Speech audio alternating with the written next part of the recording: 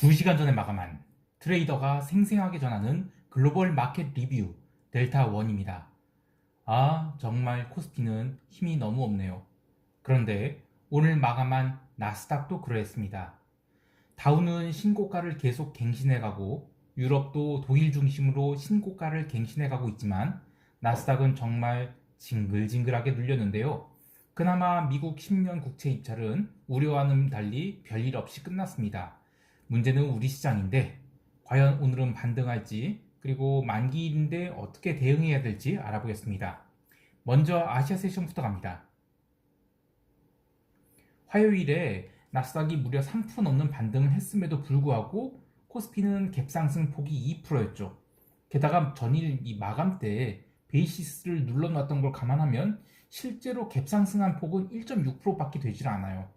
따라서 이런 자리에서는 두 가지로 해석할 수 있어요. 우리 시가가 유난히 약하다. 이것은 매수세가 없다란 뜻이고, 또 한편으로는 시가가 적당히 올랐기 때문에 여기서 상승 모멘텀이 더 있을 수가 있겠다. 이렇게 두 가지로 해석할 수 있는데요.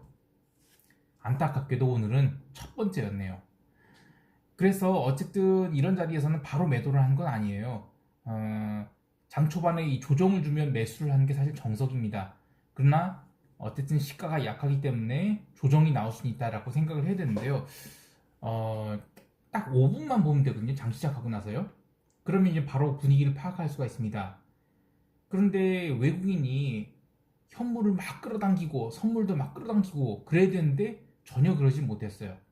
그래서 이게 왜 그런가 생각을 해보면 나스닥 같은 경우에는 테슬라를 비롯해서 그동안 숏이 쌓였던 종목들에 대한 강력한 커버링이 나온 것이죠.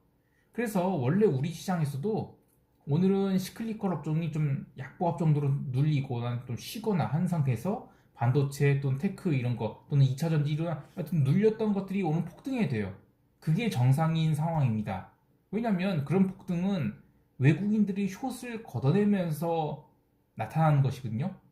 문제는 한국 시장에 지금 공매도가 없습니다. 공매도 쳐놓은 게 없는데 무슨 커버링 할 게 있겠어요. 제가 공매도가 필요하다고 이야기하면 많은 사람이 욕할 수가 있겠지만 사실 공매도는 제 생각에는 꼭 필요한 제도 같습니다. 단 이 무차입 공매도 말고 공매도에 한해서는 뭐 선입고를 먼저 하고 숏을 치는 제도 뭐 이런 식으로 조금 안전 합법성을 그러니까 적합한 그런 합법적인 공매도를 했으면 좋겠어요. 근데 요즘에 공매도를 옛날에 하는 거를 보면 HFT로 공매도를 날려요. 그러니까 먼저 결제는 이제 이틀 뒤에 하니까 일단은 주식을 그냥 때립니다. 그냥 DMA로 주식을 때려버려요. 그리고 나서 마감 때 몇 개 때렸다. 공매도 주식 빌려와 이겁니다. 그래서 그런 식으로 안 하고 확실하게 차입된 것만 공매도를 하는 그런 제도가 있었으면 좋겠는데 지금 시장 얘기하다가 무슨 공매도야 지금 나중에 얘기를 하고 어쨌든 우리 시장에서는 숏을 쳐놓은 게 없어요. 그러니까 커버링이 나오지 않는 겁니다. 그런데 그게 또 무슨 부작용이 있냐면 시클리컬이 약보합으로 눌리는 게 아니라 아예 그냥 박살이 나버립니다. 그냥 때린 거예요 그냥. 포스코가 6% 넘게 밀린 등 최근에 달렸던 종목이 눌려버렸죠. 이 장 시작하고 나서 5분 정도 지났는데 외국인들이 현물을 매도해버려요. 그리고 기관들은 어마어마한 양이 품매도, 양매도를 쳐댑니다. 그러니까 초반 30분에 품매도로 4만 개를 때려버려요.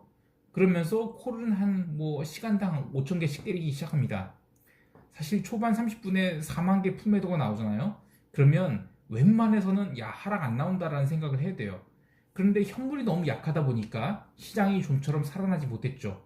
그러니까 계속 기관들이 콜매도를 쌓으면서 그래 프리미엄 죽이면서 407.5를 꽝을 시키겠구나. 그런데 웬걸 오후 1시 45분에 시장이 언더슈팅을 주죠. 언더슈팅을 준 주범은 역시 외국인 선물 매도인데요. 그러면서 기관들이 따라가서 콜을 때립니다. 그래서 이제 오후 2시 20분에 402.15 바닥을 찍죠. 그런데 그렇게 내려가는데도 변동성은 살아나질 못합니다. 그거는 이미 초반에 기관들이 풋을 너무 많이 때려놨기 때문에 굳이 풋을 환매해서 옵션을 살리기보다는 그냥 행사가를 콜옵션 매도를 안쪽으로 이제 행사가를 조이면서 콜 매도를 하는 게 더 유리하기 때문입니다. 그 뒤로 시장은 참 가관이었죠. 외국인들이 현물 매도를 살짝 걷어내면서 변동성이 더욱 죽어버렸고 결국 양 옵션을 그냥 철저히 탈탈 털어먹고 마감하게 됩니다. 참 이 부분은 이 시세다운 시세를 한 달 내내 주질 않네요. 여러 가지 이유가 있겠지만 우선 월물 초에 옵션이 너무 비쌌기 때문에 한 달 내내 기관들이 아주 편하게 옵션을 매도할 수 있어서 여유가 있었다는 것, 그리고 글로벌 변동성도 계속 하락 추세였던 것, 그리고 마지막으로 공매도가 없다 보니까 시장을 과하게 누르지 못하고 그래서 그냥 섹터 로테이션만 있으니까 시장이 줄줄 흘러내렸다. 그래서 이번에 시세가 안 나왔다라는 생각이 듭니다. 물론 연기금이 오늘도 2,000원 넘게 주식을 처음 매도하고 계속 매도하고 있는 거, 뭐 이것도 문제겠죠. 어쨌든 이제 만기일 거래를 앞두고 있기 때문에 이따 총평 때 대응 전략에 시간 할당을 더 하기로 하고요. 이 정도로 리뷰 마치고 유럽 세션 들어갑니다.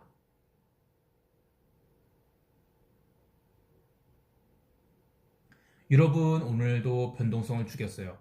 독일은 계속 신고가 행진을 했는데 독일도 다음 주가 옵션 만기주죠. 근데 계속 변동성 죽이면서 상승시키고 있어요. 시클리컬 매수 행진이 아직 끝나지 않았다는 것이죠. 또 한편으로는 독일은 이 코로나 시국 그 전에 비해서 얼마 고점을 많이 매기지 못했습니다. 어쨌든 나머지가 지금 뭐 신고가 계속 치고 뭐 다우 같은 경우에 신고가 치고 있으니까 닥스도 추가 반등이 계속 추가 상승이 이어질 것이라고 생각을 합니다. 그런데 시장이 처음부터 곱게 움직인 건 아니에요. 아시아 세션 내내 독일 지수 선물도 60포인트 넘게 눌러놨다가 본장 시작하면서 위로 돌리기 시작합니다. 그리고 미국 CPI와 코어 CPI가 발표되고 나서 시장이 위로 튑니다. 그런데 이 물가 지표들이 예상치 혹은 예상치보다 약간 모자라게 나온 게 과연 지수를 폭등시킬 직접적인 이유였을까?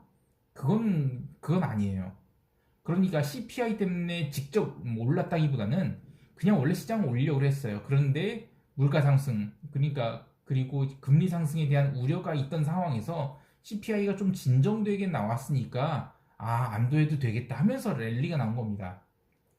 자, 그러니까 오늘 미국 CPI가 발표되지 않았다 하더라도 어차피 독일은 롱이었다는 겁니다. 통화도 전일에 이어서 반등이 이어졌고요. 골드도 이틀 연속 반등을 했습니다. 뭐 이것들 다 CPI가 트리거가 됐긴 했는데 어쨌든 다 그냥 안도 랠리다 라고 생각을 합니다. 기름은 유럽 시장 상승과 함께 미국 본장 시작 직전까지는 꾸준한 상승이 나왔어요. 근데 미국 본장 오픈 직전에 이 노박 러시아 부총리가 5월부터 기름을 89만 bpd 증산할 것이라는 멘트를 날리면서 엄청난 양이 숏 헤지 물량이 쏟아져 나왔죠. 그러면서 이제 기름이 63.60달러까지 아주 스트레이트로 하락을 합니다. 근데 헤지가 멈추고 나서는 또 급반등이 나와요. 그래서 0시 30분 원유 재고를 앞두고 그래도 이제 상승을 제법 한 상태에서 솔솔 이제 밀리기 시작합니다. 근데 이제 원유 재고가 대박 많이 나왔죠. 그래서 결국에는 상승분을 다 토하고 맙니다. 근데 또 2시 12분쯤에는 이제 과한 눌림이었다고 판단돼서 또 저가 매수세가 또 꾸준히 유입되죠. 근데 어쨌든 기름도 결국에는 바닥 확인하고 고점 확인한 뭐 그런 상태고 오늘은 그래 어쨌든 그 눌림을 다 극복한 양봉으로 마감했다. 뭐 그 정도입니다. 그러니까 전반적으로 지금 변동성을 다 죽이고 있어요. 그러면서 계속 반등 추세를 이어나가고 있다라고 정리할 수 있겠습니다. 자, 유럽도 이 정도로 마무리하고 미국 세션 갑니다.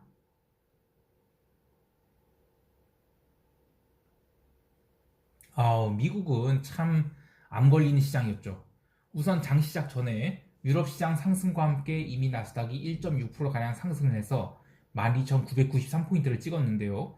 이 13,000포인트 넘기면 풋옵션 매수로 해지를 좀 할 계획이었는데 이 코앞에서 멈췄어요. 근데 그 전에 패턴들을 보면 CPI 발표 이후 급등을 하고 그 뒤로 커버링으로 12,993포인트에 갔죠. 그래서 본장 시작하자마자 또 무지막지한 매도 물량이 쏟아지면서 100포인트를 끌어냅니다. 그리고 또 100포인트 가까운 반등을 하고요. 그러면서 다우지수도 꾸준한 매수세가 들어오면서 결국에는 나스닥 다시 13,000 넘기겠구나. 넘기면 해지해야지 라는 생각을 했는데요. 이 다우만 강세를 보인 게 아니에요. 러셀도 아주 강했습니다. 러셀도 초반에 갭 상승한 뒤 계속 달리기 시작해서 2.6%까지 상승을 합니다. 그래서 그래서 이제 2303.70포인트를 기록했는데 러셀이 오른 자리가 거의 직전 고점에서 얼마 멀지 않은 자리이기 때문에 뭐 지금 보면 다우, S&P, 러셀 이 셋은 이미 채권 텐트럼을 거의 다 극복한 상황이라고 할 수 있습니다. 문제는 나스닥이죠. 나스닥은 계속 올라오며 매도 물량이 쌓이면서 결국 하방 수렴이 하방 삼각 수렴이 기술적 패턴을 이제 완성하고 아래로 늘립니다. 근데 그 이후로 보면 아주 그냥 지긋지긋한 따주기 장세가 장 마감까지 5시간 정도 이어져요. 보통 이런 따주기 장세는 5시간까지 가지 않거든요. 그런데 오늘은 좀 특이하게 계속 올라오면 얻어맞습니다. 전일 종가서는 무조건 지키겠다는 것도 끝 아니에요. 그냥 그 거기를 살짝 깨는 정도로 계속 밀고 또 밀었다가 지금 뭐 사람들이 손절 나오면 또 위로 싹 세게 반등 주고 또 밀고 반등 주고 하는 식으로 12,780이랑 12,820포인트를 아주 왕복 달리기를 하는데 머리가 띵할 정도로 끝까지 왕복 달리기를 합니다. 보통 2시간에서 3시간 정도 그런 따주기 장세를 하면 그 뒤에는 추세가 나오는 경향이 있는데 이 새벽 4시 49분에 S&P 매수가 계속 들어오면서 커버링이 나옵니다. 그때 이제 나스닥도 나름 강한 반등을 줘요. 그래서 이제 바닥 탈출했구나 라는 생각이 했는데 헌데 또 반등에 실패하죠. 그래서 장마감 직전에는 손절매 물량까지 쏟아져 나오면서 현물 본장은 종가 저가로 마감을 했습니다. 그리고 오늘 가장 중요하게 여겼었던 새벽 3시 미국 10년물 국채 입찰, 이게 사실 그 전부터 장기 국채들이 꾸준히 오르고 있었어요. 그래서 오늘 웬만해서는 채권 사고 같은 건 안 나겠구나 싶었는데요. 꼴뚜기가 뛰지도 않는데 왜 망둥어가 뛰는지 나스닥은 채권 입찰 시작되자마자 또 밀어버립니다. 근데 또 별일 없이 잘 끝났죠. 그래서 반등을 하겠거니 했는데 반등을 하지 못하고 계속 나스닥이 힘이 빠지는 거예요. 근데 오늘 왜 나스닥이 이렇게 힘이 약했을까 생각을 해보면 시초가 이후로 숏 물량들이 너무 많이 쌓여서 그렇습니다. 어제 커버링 들어왔던 종목들이 대부분 갭상승 출발을 했기 때문에 뭐 좋은 가격이라고 여긴 이 숏셀러들이 시가 갭상승을 한 상황에서 그냥 숏 포지션들을 마구마구 때려박아서 줄줄 밀렸다고 할 수 있어요. 개별 종목 보면 게임스탑 얘기를 간만에 꺼내게 됐는데 오늘 장중에 348달러까지 갔죠. 그래도 이런 종목은 쳐다보지 말아야 됩니다. 이거 말고도 살만한 종목 정말 많거든요. 이런 종목들로 돈을 벌게 되면 다음에 또 이런 종목 찾게 됩니다. 근데 결국에 한번 지를 밟으면 언젠가는 모아놓은 돈 다 날리게 돼요.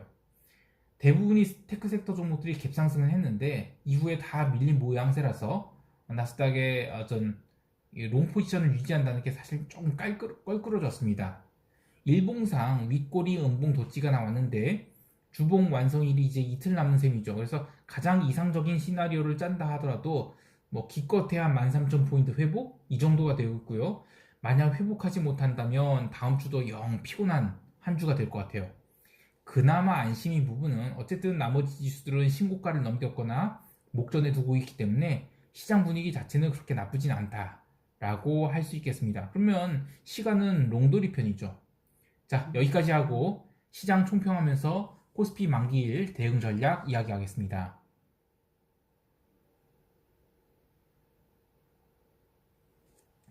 일단 10년물 국채 입찰 잘 끝났고 그래서 이제 내일 있을 30년물 입찰도 사실 별일 없다고 봐야 돼요. 시장은 다들 안심하는 분위기인데 이렇게 되면 이제 장중 매매가 어려워집니다. 그래서 장중 매매를 미국 시장 장중 매매 특히 지수는 두 가지 방향을 생각을 해야 돼요. 그러니까 기본적으로 당일이 일봉 방향성이랑 그리고 이길 물려도 어느 정도까지 내가 버틸 수 있을 것인가 이 점을 생각하고 매매를 해야 되는데 우선 아시아 세션에서 유리하다 싶으면 그냥 잡으세요 롱을. 그리고 본장 시작했을 때 얼마나 밀릴 것인지 그리고 내가 롱을 잡았을 때 이게 하루나 이틀 정도 더 버틸 수 있는 물량인지를 생각하고 못 버티겠으면 더 이상 잡으면 안 됩니다. 그리고 만약에 잡았는데 이익이 났다 그러면 조금씩은 청산하세요. 그리고 밀리면 또다시 잡았다가 또 청산. 그런 식으로 기본 롱 물량은 끌고 가되 그걸 끝까지 다 풀로 해서 끌고 가는 거는 굉장히 부담스럽다. 그리고 숏은 뭐 혹시 잡는다 하면 뭐 단타 매매로 숏을 잡는 거지 추세로 숏 이것은 아직은 아니다 라는 생각합니다. 그리고 이제 변동성 지수가 이제 미국 같은 경우에는 23포인트예요. 그리고 유럽 같은 경우에는 20포인트까지 내려왔습니다. 이 정도로 변동성 낮으면 참 매매하기 힘들어요. 혹자는 이 스티뮬러스 베팅이라고 금요일에 이제 바이든이 부양책 서명하고 돈 풀기 시작한다. 그러면 그 돈이 30% 정도가 증시로 흘러갈 거라고 하는데, 물론 좀 좋은 얘기긴 해요. 그런데 그런 게 게임스탑 이런 데로 들어가면 참 어리석죠.